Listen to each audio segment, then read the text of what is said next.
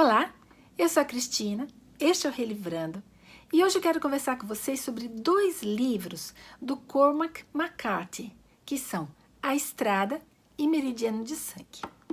Bem-vindos!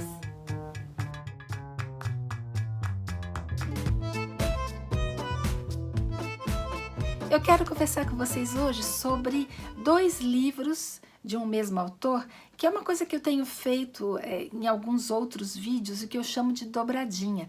Eu vou deixar aqui na descrição deste vídeo a playlist para esses outros vídeos em que eu falo, então, dessas dobradinhas. E agora, hoje, eu quero conversar com vocês sobre dois livros do Cormac McCarthy, que são A Estrada e Meridiano de Sangue. O McCarthy é um autor que nasceu nos Estados Unidos, ele hoje tem 85 anos, ganhou vários prêmios por aqui, é muito popular e tem vários livros que foram adaptados para o cinema. A Estrada, que é um dos que eu vou falar hoje, foi adaptado para o cinema, e o outro, Meridiano de Sangue, que eu acredito por razões óbvias, depois que a gente conversar sobre ele, vocês vão ver que não foi adaptado para o cinema, mas está na lista dos 1001 livros para ler antes de morrer. Vamos começar falando então da Estrada. Esse livro aqui se passa num mundo pós-apocalíptico, né? Um mundo que foi queimado. Então a gente não sabe muito bem onde é esse lugar, a gente também não sabe por que esse lugar foi queimado, mas a gente sabe que são duas pessoas, um homem e um menino, que não tem nome e que estão andando por uma estrada em que tudo foi devastado. Então, todos os recursos naturais foram queimados, então não há mais fauna nem flora, não há mais comida e não há também mais como se produzir comida. Tudo virou cinzas, tá? O narrador dessa história é onisciente, então aos poucos ele vai colocando a gente em contato com esses dois personagens, contando quem são esses dois personagens, qual a relação entre eles. E se a gente parar para pensar nesse mundo, mesmo que a gente não tenha lido o livro, a gente vai chegar a algumas conclusões. Quer dizer, num mundo em que você não tem mais recursos, né, tudo se acabou, e que você não consegue mais produzir os recursos para sua sobrevivência, não sobra muita coisa. Então vai sobrar a necessidade de sobreviver a qualquer custo, ou seja, vai sobrar violência, né? E não é uma violência gratuita, é a violência para a sobrevivência daquele, do mais forte, daquele que consegue realmente se sobressair.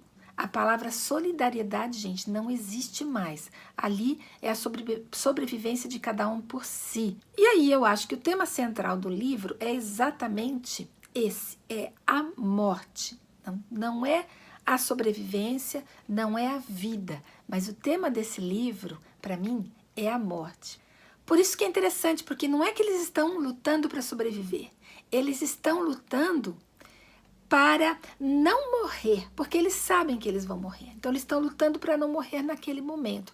Eles estão lutando contra a iminência permanente da morte. Logo no início do livro, esse homem e esse garoto estão andando pela estrada e eventualmente eles encontram um edifício que eles entram e eles encontram uma Coca-Cola, né?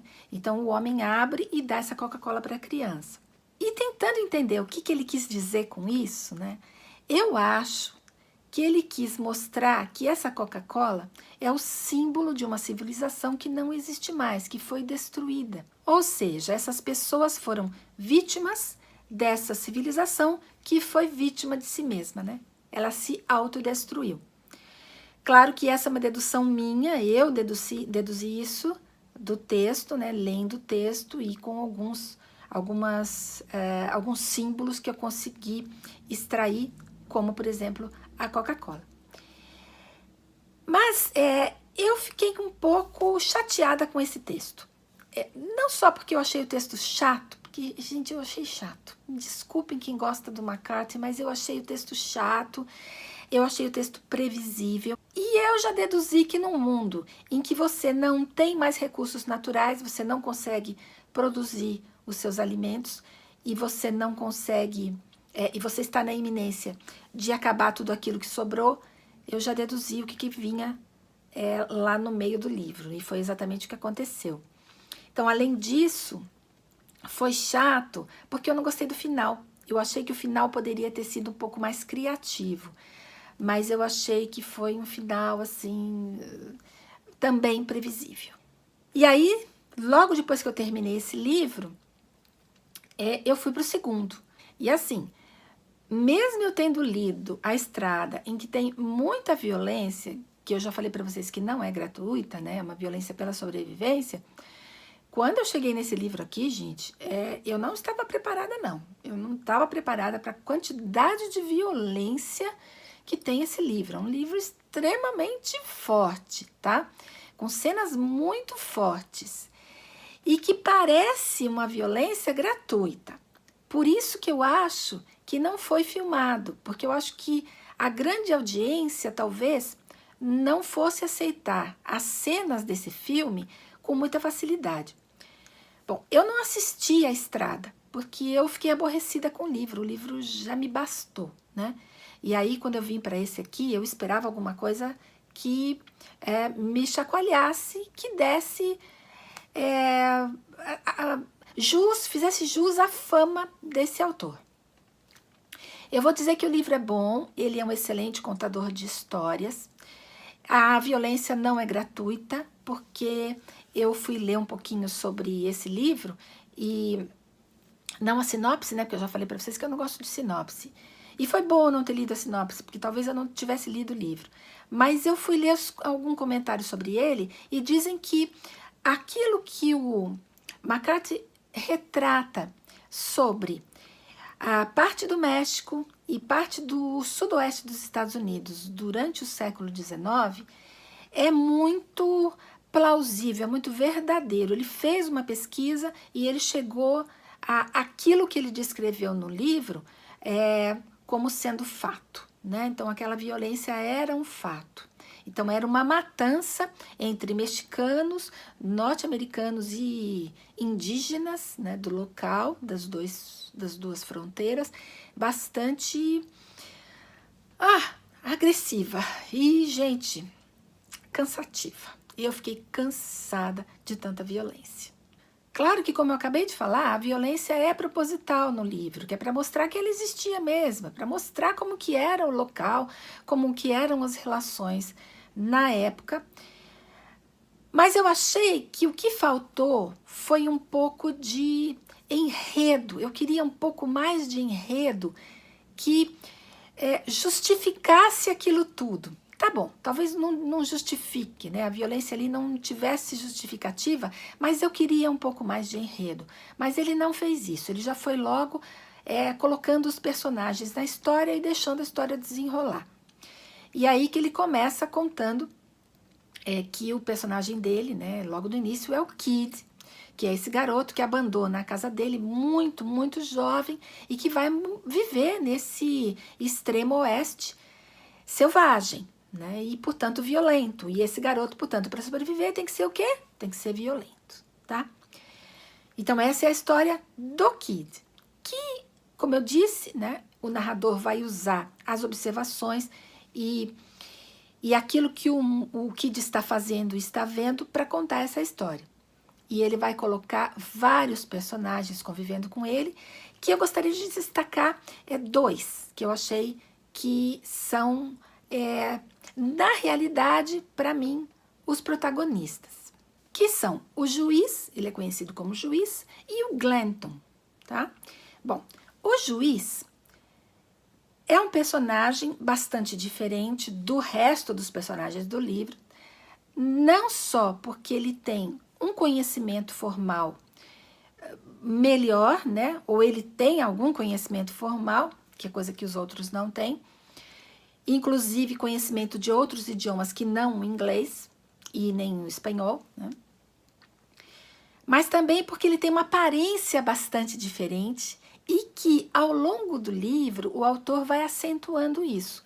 Não só esse conhecimento diferenciado que ele tem em relação aos outros personagens, mas também a aparência dele, que é muitíssimo diferente, muito atípica e que causa um estranhamento, não só em quem o rodeia, mas também no próprio leitor. E isso vai levar o leitor, inclusive, a pensar que talvez esse personagem tenha um quê, assim, sobrenatural. tá? Mas isso, obviamente, vocês vão ler o livro e vão tirar suas próprias conclusões.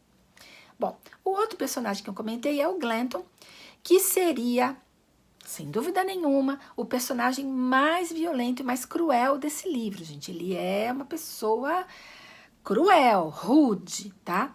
E que é o chefe do bando. E que bando é esse, né? É um bando de caçadores de escalpos. Eles são contratados para caçar apaches, eles são contratados por uma cidade para caçar os apaches da região, pegar os escalpos e levar para eles, para provar que eles realmente caçaram os apaches. E o Kid, como eu falei, que é um garoto muito jovem, acaba se juntando a esse bando e vira um caçador de escalpo também. O título Meridiano de Sangue tem a ver exatamente com essa região que os personagens estão percorrendo. Então, meridiano seria aquela linha imaginária que corta a terra na vertical. Então, esse grupo, né, está percorrendo essa região verticalmente e por onde eles passam, eles deixam muito sangue, né? Já é uma região muito sanguinolenta e eles deixam muito sangue. É um rastro de sangue que eles vão deixando conforme eles vão caminhando. Então, eu acho que o título também tem muito a ver com isso. E também eu achei muito interessante a coincidência de, durante o mês de agosto agora, eu ter tirado uma semana de férias. Então, eu saí daqui, da cidade onde eu moro, San José, e fui até Tucson, no Arizona, de carro. Eu tive que passar pelo meio do deserto de Sonora, que é exatamente o deserto que é descrito nesse livro. Foi uma coincidência total, porque eu já tinha começado a ler esse livro, eu não levei esse livro na viagem, tá? E depois, quando eu voltei uma semana, né, depois dessa minha viagem, eu retomei a leitura. E aí, de novo, né, eu achei esse livro chato. Assim como eu achei A Estrada chata, o livro chato, eu também achei Meridiano de Sangue um livro chato. Mas só que depois que eu fiz essa viagem, quando eu voltei, com toda aquela visualização que eu tive do deserto e da região que estava descrita ali, eu pude aproveitar um pouco melhor o livro. Ele não deixou de ser chato, continuou chato, mas eu pude aproveitar um pouco melhor. Porque a descrição que ele faz do deserto de cactos, né, o deserto com os sauaros, eu visualizei, eu tive um passeio em que eu fui para o alto de uma colina e eu pude visualizar todo o deserto de cactos, que é aquilo que ele estava descrevendo. Gente, é uma visão surreal. Pessoas como eu, né, que nunca tiveram contato com o deserto, quando vê aquilo, fica tão maravilhado quanto eu, porque é uma paisagem inusitada. Eu nunca pensei que aquilo existisse, eu achei que fosse só uma paisagem de desenho animado, mas não é. Então, os sauaros existem, estão ali, aquela floresta de cactos existe, e eu posso imaginar o que seria atravessar aquilo, aquelas montanhas de pedra, né, as Rock Mountains, a cavalo, né, no meio do deserto, sem recurso nenhum, durante o século XIX. Então, eu posso imaginar o que aquilo fazia, o efeito que aquilo causava nas pessoas, tá? Por isso que quando eu falo de livros aqui, e às vezes eu contextualizo os livros, é porque para mim mesma, contextualizar acaba incrementando a leitura de alguma maneira, e que foi o que aconteceu coincidentemente com esse livro. O McCarthy é um excelente contador de histórias, ainda que eu acho que às vezes ele, nesse livro aqui, não no outro, mas nesse, no Meridiano de Sangue, ele exagera na quantidade de adjetivos, né? Pro bem e pro mal. Mas ele é um excelente contador de histórias. Mas isso não eliminou o fato de eu ter achado o livro chato pelo excesso de violência, pela falta de enredo, eu esperava um pouco mais de enredo, e pela falta de aprofundamento dos personagens. O que ele quis mostrar nesse livro com a violência? Ele quis mostrar exatamente aquilo que acontecia na época e que talvez os livros didáticos não mencionem, né? Ou não tenham mencionado até agora o século XXI, porque parece que as coisas estão mudando e os papéis invertidos estão começando a ser esclarecidos nas escolas também. Pelo menos é isso que eu vejo por aqui. Então é isso. Eu tinha muita curiosidade de ler esse autor, o Cormac McCarthy. Eu tenho outro livro dele aqui, Todos os Belos Cavalos, tá dando bastante reflexo, né, porque a capa é branca. Mas eu não sei o que eu vou fazer com esse livro, porque eu não tenho a menor intenção de ler um terceiro livro dele. Claro que essa é minha opinião muito pessoal. Se vocês quiserem ter a opinião de vocês, e vocês têm que ter a própria opinião, nunca tem que ir pela minha. Vocês têm que ler esses 2 livros e outros do autor, claro. E, sem dúvida nenhuma, vir aqui nos comentários e dizer o que vocês acharam. Não só dos livros, como também dos meus próprios comentários, tá bom? E é isso. Eu espero que vocês tenham gostado do vídeo. Se vocês gostaram, cliquem no sininho para receber as notificações dos vídeos que saem todos os sábados. E também, se vocês não são inscritos, claro, agora é a hora de se inscrever. E muito obrigada por ter assistido até aqui, porque meus vídeos acabam ficando muito mais longos do que eu gostaria. E boa semana para vocês!